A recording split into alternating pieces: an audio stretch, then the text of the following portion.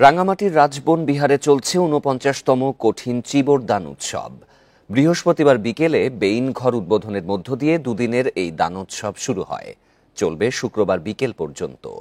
অনুষ্ঠানে যোগ দিতে পার্বত্য চট্টগ্রাম ছাড়াও দেশ বিদেশের হাজার হাজার পুণ্যার্থী জড়ো হন রাঙ্গামাটিতে। বান্ডেল থাকলে প্রতি সেনমানিতে টাকা বাঁচবে।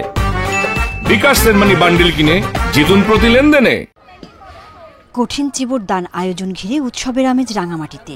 রাজবন বিহার এলাকায় বসেছে ঐতিহ্যবাহী পিঠাসহ নানান হস্তশিল্প মেলা। পঞ্চশীল গ্রহণ ও চরকায় সুতা কেটে ২৪ ঘন্টার বেইন বুনন কাজের উদ্বোধন করেন নারী উদ্যোক্তা মঞ্জুলিকা চাকমা। যার যার কাপড়টা সে বুনবে, সে করবে, কিন্তু এখন ব্যবসা করার জন্য মেয়েরা নিজেদের জন্য করতেছে, বিক্রিও করতেছে, উপার্জনও করতেছে। কাজে এটা কোনো দিন এটা হারিয়ে যাবে না। উদ্বোধন শেষে বুনন কাজ শুরু করেন শত শত পুণ্যার্থী। তাদের বিশ্বাস, কঠিন চিবর দানের কারণে সুখ শান্তি অর্জনের পাশাপাশি পরবর্তী জন্মের সুখ লাভ করা যায়। তুলা থেকে সুতা তৈরি করে, সুতা থেকে বেন বুনন করবে, এগুলা ২৪ ঘন্টার ভিতরে করা যায়। পিচ্ছের সকল জীব আমরা সুখ শান্তি সমৃদ্ধি অর্জন করব এই পুণ্যের মাধ্যমে।